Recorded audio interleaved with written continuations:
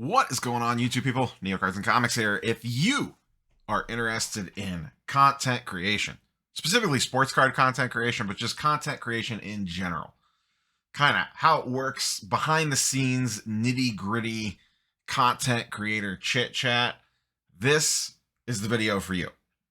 A little bit longer. This runs about 40 minutes or so. During the 3-year live stream this past Thursday, Dustin was a guest that came on. Sports Card Dad, shout out to him. And right as he was coming on, I actually got a question about, would you ever consider kind of doing content full time? And like, what does it take to kind of get to that level? And that question kind of fueled about a 30 to 40 minute discussion on content creation, some behind the scenes stuff, in the weeds stuff. So if you are thinking about it, this may be a very interesting 30 or 40 minutes for you. If you're just genuinely curious for a little peek behind the curtain, this might be an interesting conversation for you as well. You may have caught part of this during the live stream, but like I said, I know a lot of people kind of come in and out during a live. But if you are a content creator or thinking about getting into content creation, this should be an interesting listen. Or like I said, if you're just genuinely curious about kind of how some of the in the weeds stuff works, this one might be for you as well. So sit back, relax. Let's go ahead and get to me and Dustin. We will catch you boys and girls on the next one. Peace. Content creator to do this full time, what's the minimum numbers of subscribers it would take to even consider it? So here's the thing. Subscriber number doesn't matter from a how you get paid department. Views matter more. Now, obviously, a larger subscriber number is better because it's like a built-in base. But most channels you look at, their subscriber number is way higher than their view numbers because not everyone's going to watch every single video. I put out some videos, they get 2,000 views. I put out some videos, they get 9,000 views. It just depends on, how clickbaity your thumbnail is, really, as sad as it sounds. So it's not about the subscribers. It's more, they kind of go hand in hand, but it's really more about the views. And then the dirty secret is you actually make the same, if not more, outside of Google ad revenue. Google ad revenue really doesn't pay you a ton. It pays decently enough. I've showed before on spreadsheets. On average, I probably make $30 to $40 per video. That number varies. Sometimes one come in at $15. Sometimes one might come in at, I've had some recently come in at like $60 a video because it got like way more views than normal. So it really depends more on your viewer base. But that's only a slice of the pie. There's that, and then there is also boy, Dustin, you could not have timed this any better as people are asking how to make money on YouTube. There's the YouTube ad revenue part, and then in all honesty, you make just as much money from sponsorships and affiliates and that sort of stuff. So if you're going to do it full time, that is just as important as YouTube ad revenue, because the YouTube ad revenue is not like, making it rain, at least at the view numbers that I'm at. If you're a Pac-Man, different story. If you're Rudy at Alpha Investments and you're pulling in 500,000 views a week, that's an entirely different ball game. So it really just depends. And then the other trick is, and I see back to Dustin, I'll bring in just a second. I think people don't realize is that none of the money that you make from YouTube is taxed. So you have to set aside a decent chunk of that to pay the tax man at the end of the year. Obviously, you can have a bunch of write-offs and stuff, but if you're doing it full time, you have no health insurance.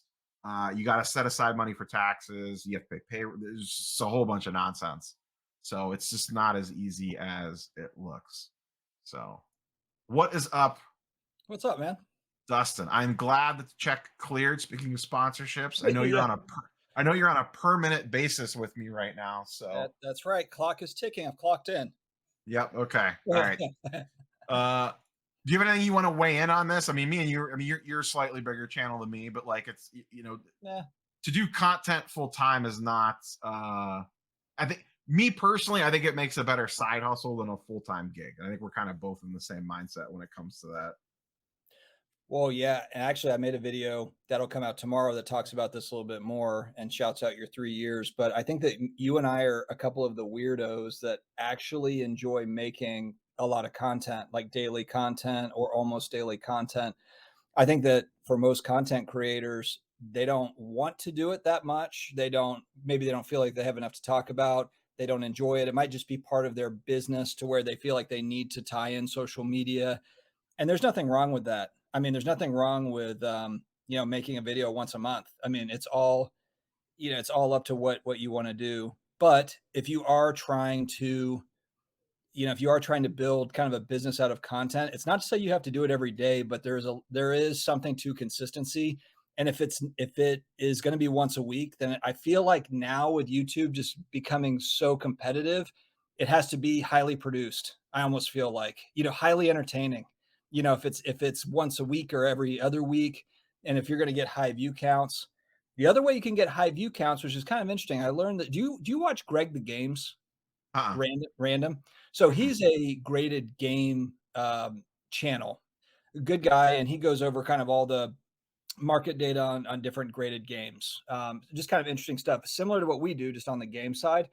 But I noticed his sub count climbed from like 15,000 to something like 25,000 and change fairly recently, like over the last 90 days. He's added like 10,000 subscribers, and he did it through shorts.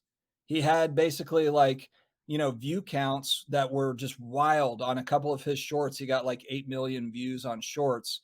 The thing that's interesting though about it that he was sharing in his video yesterday is that it doesn't carry over to his regular content. So like he's got like all these extra subscribers, but like if you look at his regular maybe like 15-minute video, like what we would do, he's got like 2,000 views on it. So it's like those, and he almost described it as two different channels. Like he's got like his shorts audience, and then he's got like his medium to long form stuff. And I thought that was really interesting. And of course, it's like I don't know how that maybe over time it builds on his longer stuff. Those people do catch on and start watching it, but I just thought that was really intriguing. So I know that they recently adjusted the algorithm that if, and it wasn't always like this was like a couple months ago, that if someone watches one of your shorts, it is more likely to present one of your long-term videos to that person. That didn't always used to be the case. I can't wrap my head around shorts. I don't know if it's I like the sound of my voice too much that all my videos tend to run like 10 to 15 minutes. Right. I just don't know. I post some, but they're usually like meme stuff, not like actual like information. But it's usually like gifs with like words over them or like stuff like that. I can't. Same with like Instagram reels. I just don't understand short form content. I think part of it is because I don't watch any of that stuff, so Yeah. like No, I no, don't no. see the appeal for it, and I just don't understand how to wrap my mind around it because I don't consume that style of content. I Yeah. consume 10 to 15-minute YouTube videos, 10 of them a day or whatever it is from various content creators that I watch. So it's hard for me to understand shorts. I'm the same. Yeah, it's kind of like people that watch stories on IG or reels on IG all day. I just don't do that. I like to dig into. I feel like 30 seconds, you're just getting like a snippet of a topic. I mean, it's just too short form, for me to get into it. But it does seem like people just kind of pass the time with those little, clips, to get through. It's very interesting. My daughter, I don't know if you saw on IG, but I was like, "Hey, because she's like, I know how to create these. I've got an app for it on. She's got it on her phone. She doesn't have access to TikTok or any of these things. She's not allowed to share it anywhere. But I gave her a handful of Stranger Things cards, and I was like, can you add like music to this and make a short out of it? I just want to see what she's 10." And she made an unbelievable IG reel out of it. I mean, with all these different transitions, she like pops into the screen. She's got like a nosebleed, like she's 11. Then it like transitions away, and she's somewhere else. I mean, I'm like, and literally she turned it around in about 30 minutes. Like she was like, "All right, cool." And it's like, "Dad, I'm ready. I've got a part two ready for you." I'm like, "Wow, that's crazy." So I don't know. Maybe I probably just have her do all my stuff, to be perfectly So honest. you're telling me I need to adopt a 10 to 12 Yeah. year old to do all my short form social media content. Well, it's funny too because I don't know if you get the emails where it's like your thumbnails are terrible. I'll do amazing thumbnails for you, and these are like 15-year-olds or something. They're like, and they're in like the Ukraine, or wherever, and it's like Yeah. but they can put together this like all these graphics and everything. I'm just like, what the heck is going on? But yeah, I'm just too old, I think, is what it boils down to. Yeah, I think it comes down to I make the style of content that I want to watch. Because that's just once Mhm. again, I think that's just your natural inkling is just to run to what you enjoy watching, and Yeah, it's just hard for me to break that. I know, a friend of the channel, Reggie Collects. We were having a discussion about shorts a few months ago, and he's been aggressively going after like he'll do like the 10-minute video and also like a 60-second version of it right. of like a given topic. And he does a lot of his shorts. I noticed a lot of his shorts are more pop culture news than like actual like comic book stuff.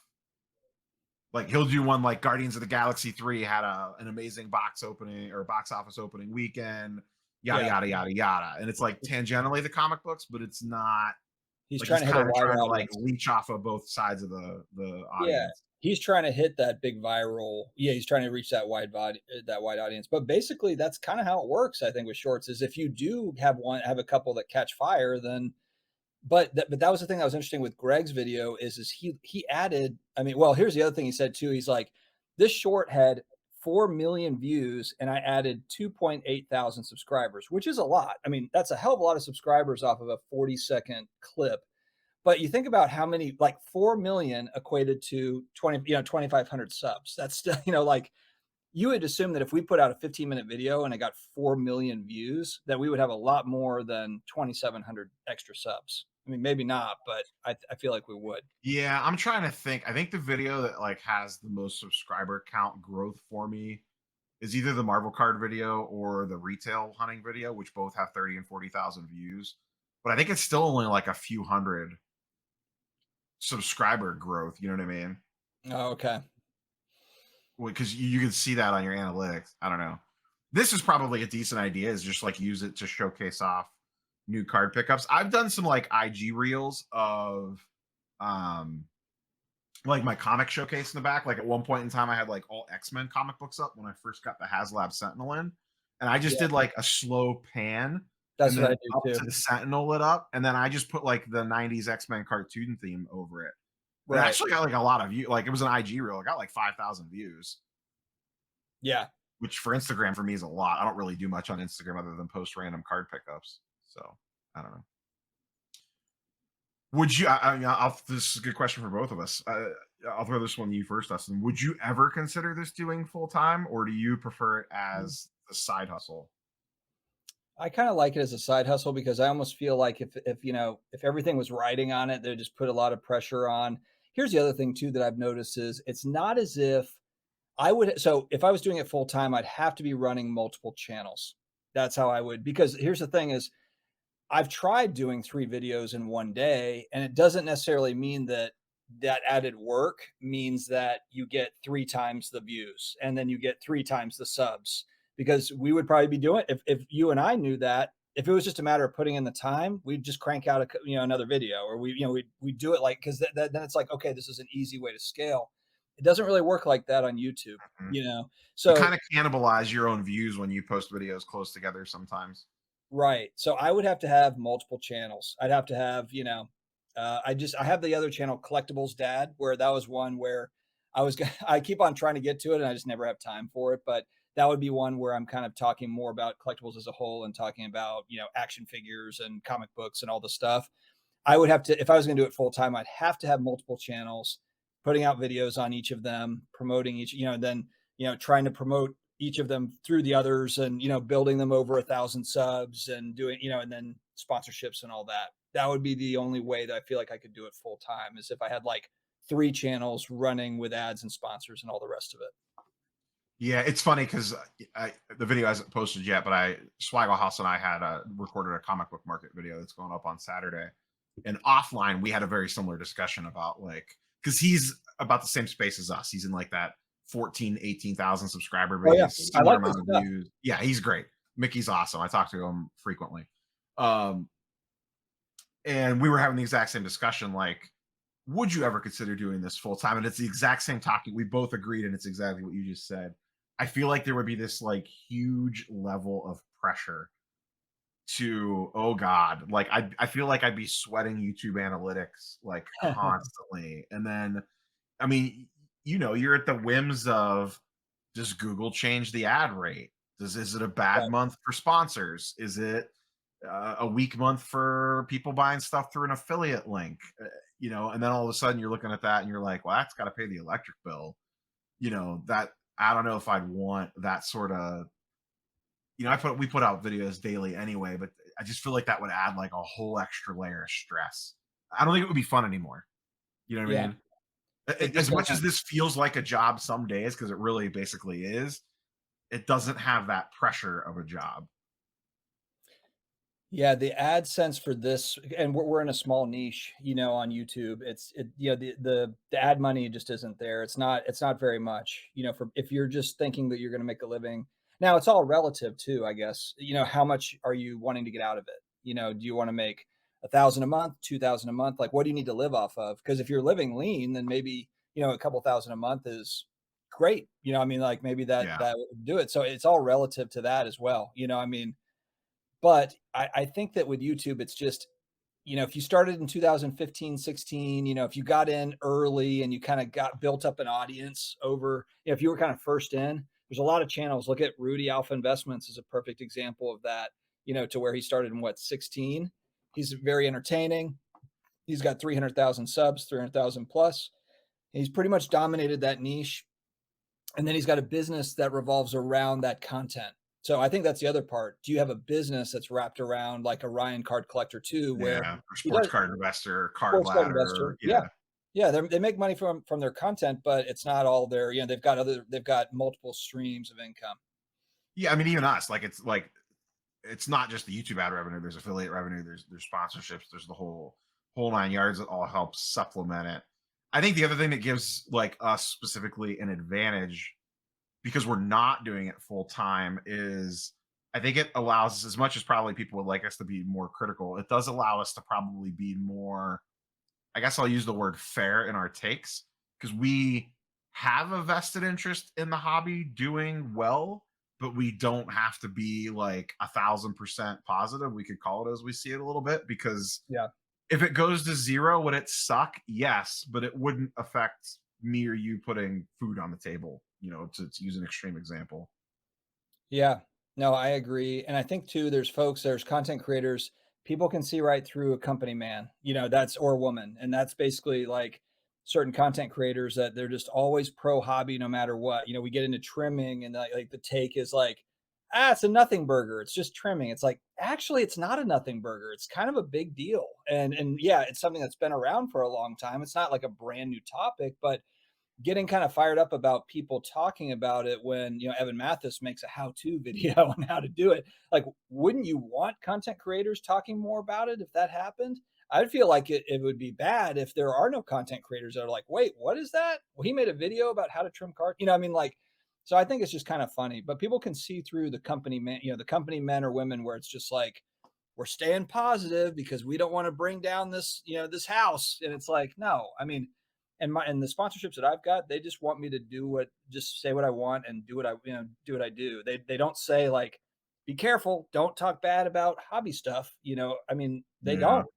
So I think people just need to be honest about certain things. So anyway, Yeah, and the other thing too, which I don't know if you're in the same boat, but I've always been very public about this. Like the money that I make from content, I always consider that like my dollar box grinding. Like I don't like doing the microtransaction stuff on eBay and flipping the small cards.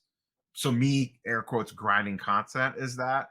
If I actually did this for a living, then any money that I made from this would have to go to just paying bills. Whereas now, to be honest, any money that I make from content, I get to just blow on dumb stuff. Like to boil it down to like its real base level, like that pays for me to go to the national. That pays for me to yeah, buy cool comics and cards on occasion. Like, exactly. It's the same for me too. And we talked. I know I made videos on it at the beginning of the year. I was dipping into my regular money, to buy cards. I had to reel that in, but yeah, you're right. I mean, this allows me. It's kind of like if we were, I'm not saying that you're not good at flipping or I'm not good at flipping cards, but this is kind of like an extension of that. It's like another, yeah, like, if you were really good at like buying and selling and flipping cards, I would say that I've had mixed results of that over the last few years. Some have been great, some have been not so great.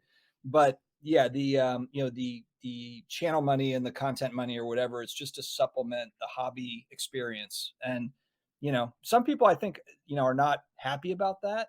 I've noticed, Yeah. they're not necessarily happy about people making money on content, but I don't really see it as any different than, making money buying, selling cards, or, making money in the hobby like the majority of people are doing. I mean, yes, there are some people that are simply just buying in and buying in and buying in, but I would say the vast majority are, buying, selling, they're trading, they're having to move stuff around a little bit. Yeah. We've had a couple different comments here on best times to post YouTube videos. And, Dustin hit on this a little earlier. I don't know that there's necessarily a bad time per se, because I follow a lot of big channels that post at what I would consider to be odd times. Like I think Jeff, Sports Card Investor, he puts up a lot of videos like late on Sunday evening, which in my mind doesn't seem like a great time to put a video up, but what the hell do I know? His channel's 50,000 times larger than me. Rudy from Alpha Investments, he just seems to just fire him up.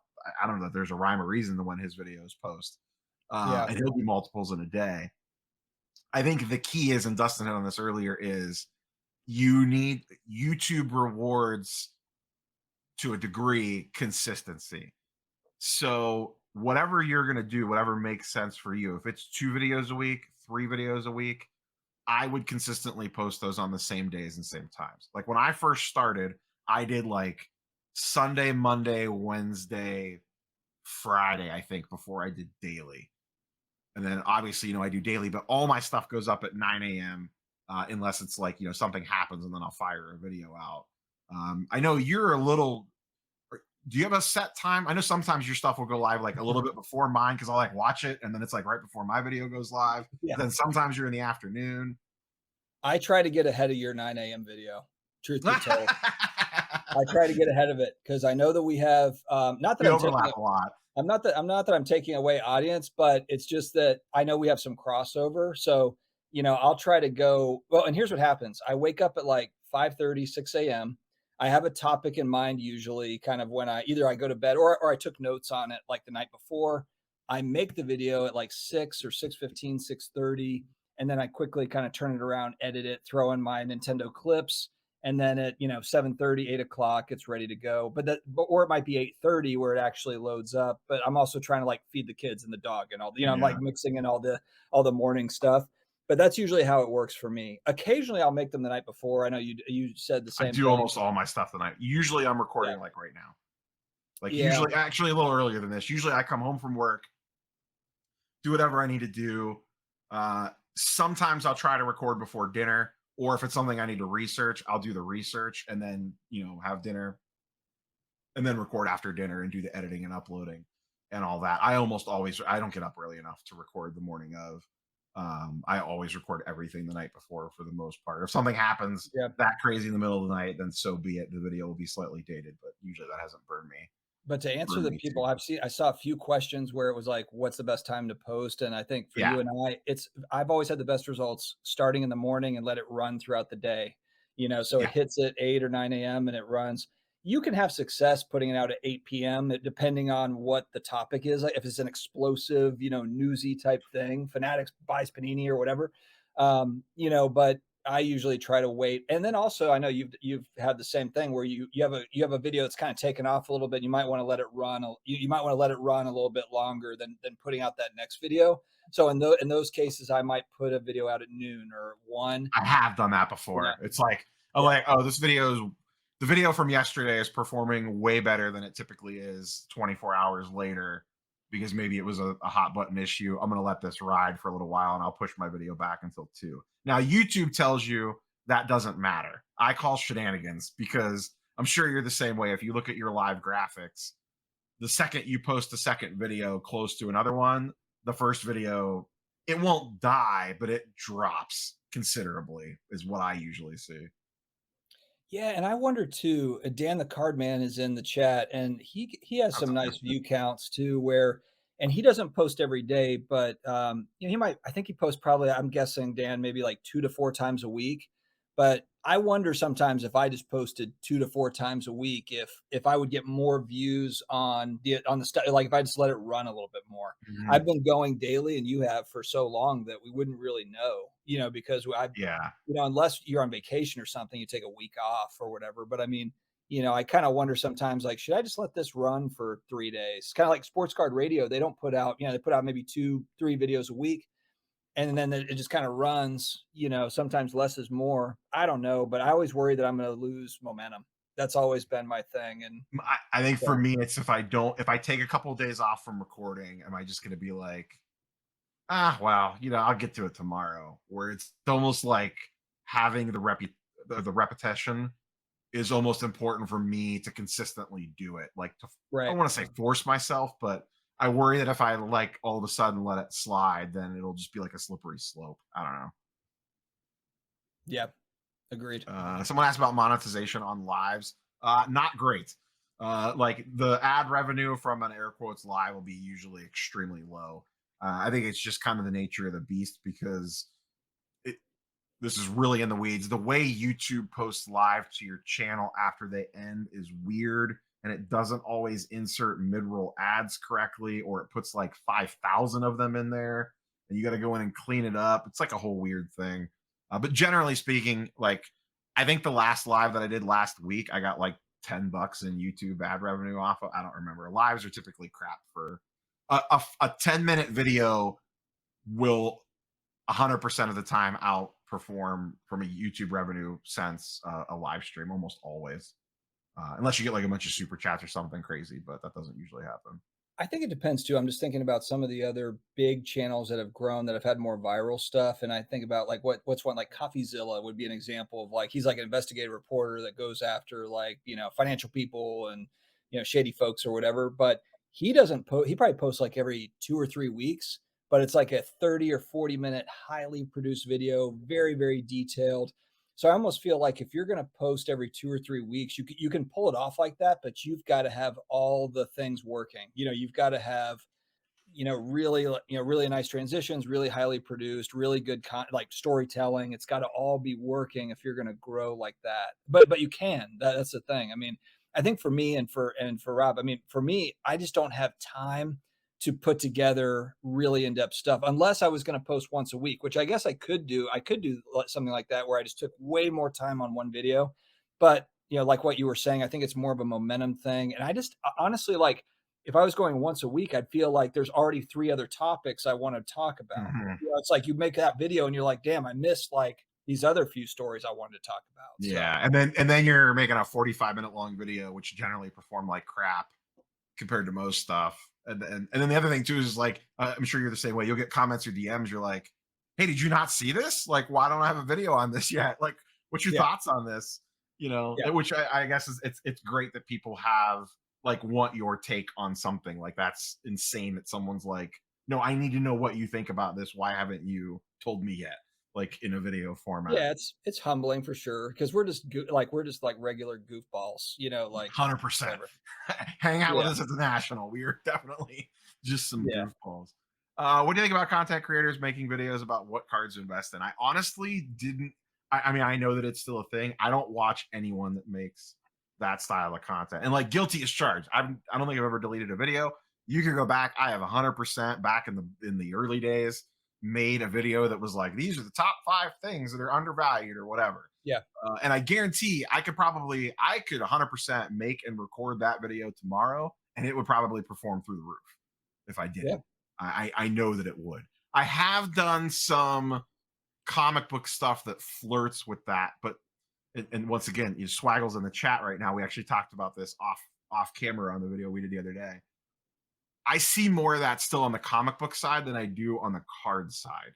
Oh, At dude. least, I mean, at least for the content that I'm consuming. my sports card, like my cards dropping videos, I pulled that. If Swaggle's listening, I pulled that. I mean, that's not a new thing. That's I was doing similar videos to that going back a couple of years, but I was like, how could I kind of bring that back? And I noticed that Comic Book Investments YouTube channel is just Yeah, killing Dave. it. He's killing Dave. it with like these like, minus 60%. Basically, he's just showing data on drops. He's showing data Yeah. key comic 5 key comics dropped 50%. And he's got 5,000 views on it. I'm like, that's interesting. And these are videos. I was making similar type videos to this going back a couple of years, but kind of got away from it. And then I was like, why don't I bring some of the stuff back? So, and then it's done pretty well.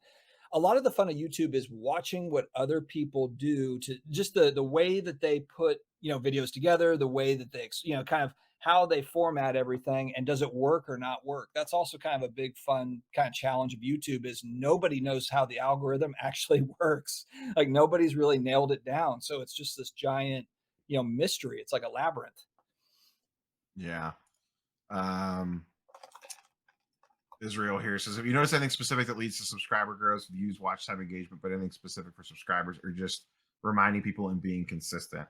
I think it's just really putting out quality content that people engage with. I haven't said like, comment, and subscribe in a video in probably 8 or 9 months. And We can nothing really changed that I noticed. Now, I do notice because I did say it, and it was almost kind of a social experiment. A weekly sports card market update video, like a week and a half ago. I said, I'm creeping up on 3 years. I'm like flirting with 14K. I'd like to get there. If you're not subscribed, subscribe. And I did get a larger subscriber bump than normal, but I have not said like, comment, and subscribe in a video in months. Because frankly, I just got kind of sick of saying it. It just feels cliche. It just feels kind of obvious. I don't know if people want to like, comment, and subscribe, do it. I'm at the point now where it's like, whatever, hit it if you Oh, want to, but another way to do it is giveaways. I've noticed that the channels that do consistent giveaways, I'll throw one guy out there, and I like Jay at Mojo, but Mojo he's a giveaway machine. Jeff yeah, Wilson's you done get tons of engagement. and Jeff Wilson has done this with his virtual, where over like he's breaking all these boxes, and then he's giving the cards away. But part of that of following those giveaways is there's so many giveaways that you almost feel like you should subscribe, like you almost like have to subscribe. And sometimes part of the giveaway is you have to subscribe. So it's like they ask like, "Hey, we're doing these giveaways, please subscribe." And so I think that that's another way that you can do it. I've done a couple of giveaways in the past, and then I never really had, I didn't really feel great about it, honestly. And then also I got people that push back, like, how did you pick the giveaway winner and this? And I was just like, God, this is too much of a pain. Like, I don't want to deal with like, did I choose my buddy for a giveaway? I mean, and I also don't want people to sub just because I might give away something. Like that just seems kind of empty. I don't know. Yeah, I said, because I remember I would get comments early on when I was still like 1,000 subscribers, 2,000 subscribers, or whatever, and people would be like, "How come you never run giveaways?" And my comment back to that was, "I want you to watch and subscribe and comment because you enjoy the content, not because I'm giving you like I want to grow Yeah. a genuine audience, not don't Right. want you here just for the free stuff, you know."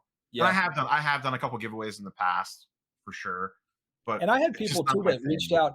It was weird. I had people reach out to where that I would get like a whole long story, and this is multiple times where it was like, I've been going through all this or that and going through all this. I really would like to win. I'd really like to win. And then as soon as the giveaway is over, I never hear from these people again. Like it was like that was the engagement was simply, for that giveaway. Now, for YouTube doesn't care where the engagement comes from, and maybe the content creator doesn't care where the engagement comes from. So that the giveaways, like some people are just like, I don't care, I just want people to come. But yeah, it just never really stuck with me. I'm definitely agree with you on just I want people to watch because they want to. Yeah. Shout out to Brad in the chat. He runs the Ship Shawana show. I'll maybe be seeing you in about a week or so, Brad. Dan and Swaggle both agree in chat. The second video always kills the first video. So Yeah. that's four of us that all produce fairly regular content that see the same exact thing. So Google could go jump on a lake with what their algorithm says. The other thing Like, is you and I don't probably do enough evergreen content. We do a lot of news stuff, it's and hard.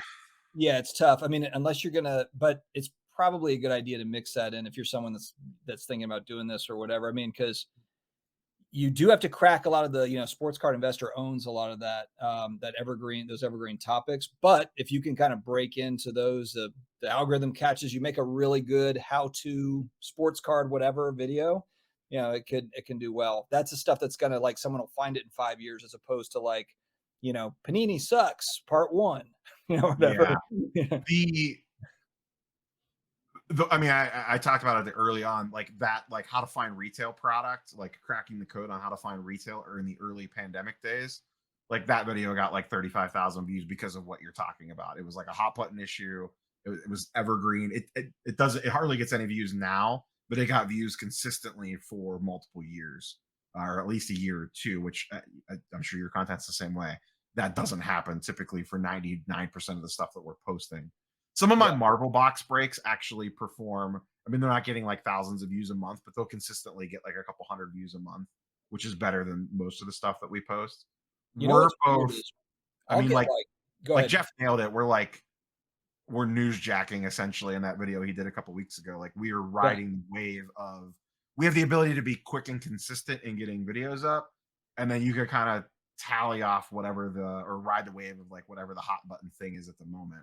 I've And, made and a you get weekly rewarded for that. You get rewarded, you yeah. get the short-term dopamine hit. But to your point, you don't get that someone's gonna discover you completely organically 5 years from now, searching for how to submit the ComC or something like that.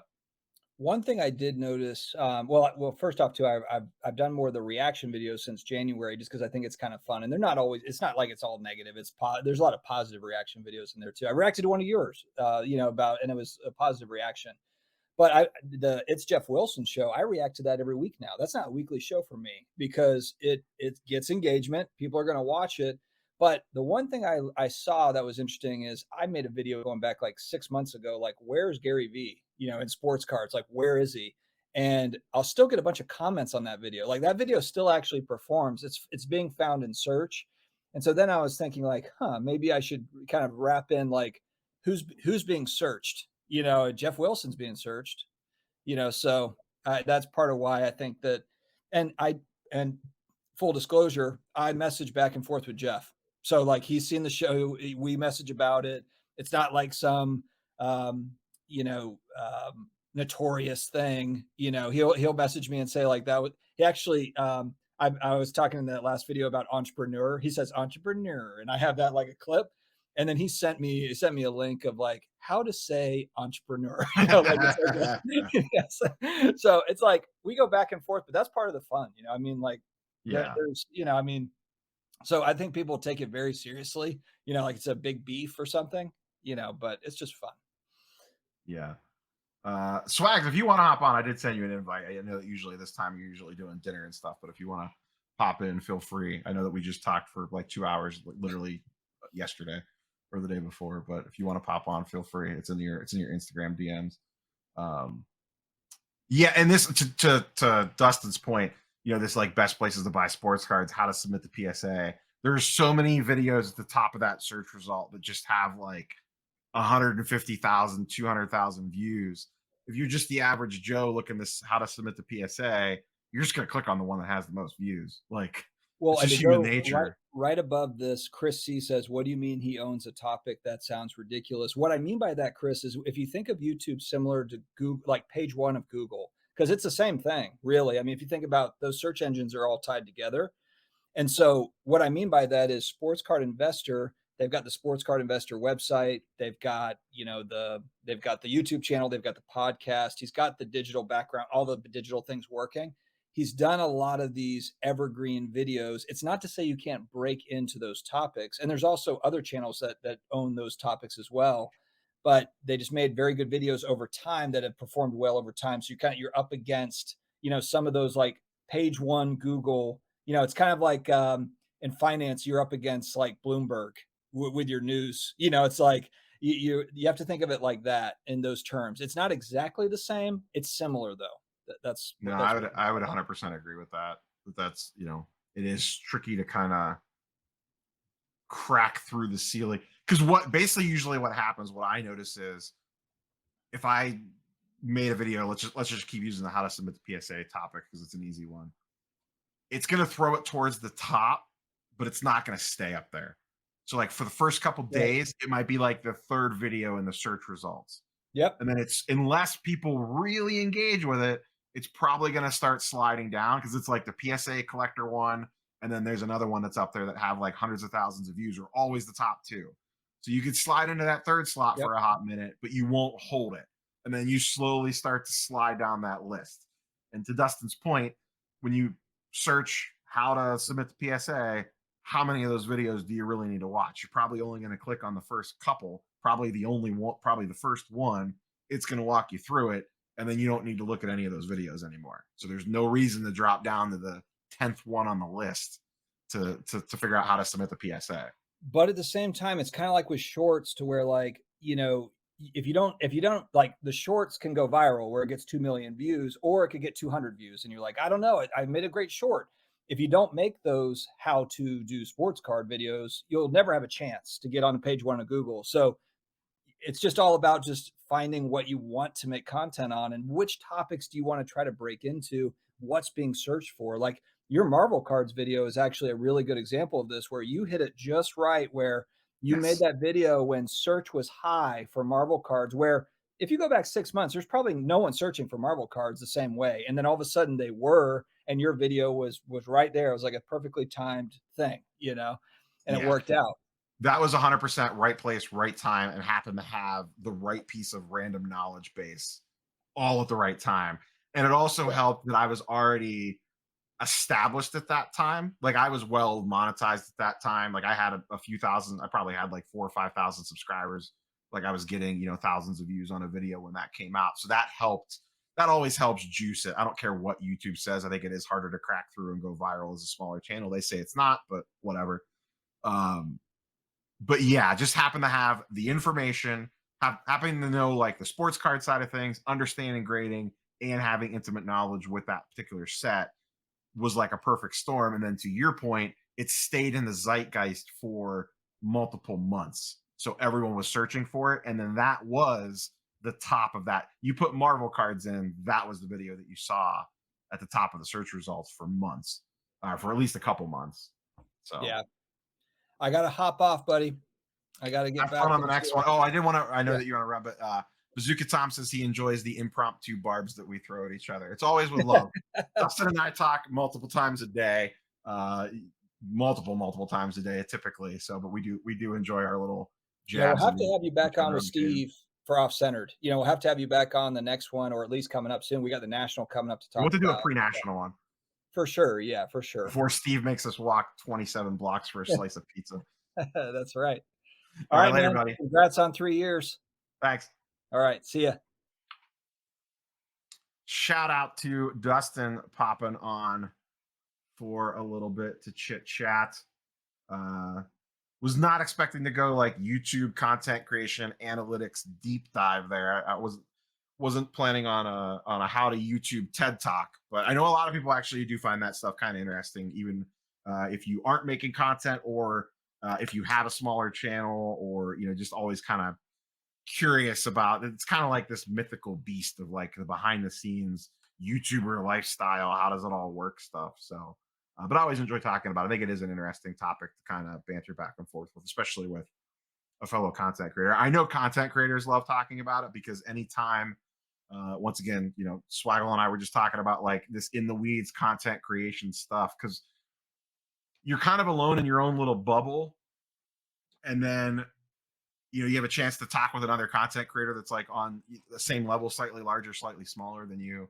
And you kind of get into the weeds on stuff and like realize that you kind of have all the same struggles, problems, see the same things, maybe see something differently. All that stuff's always kind of interesting for me anyway.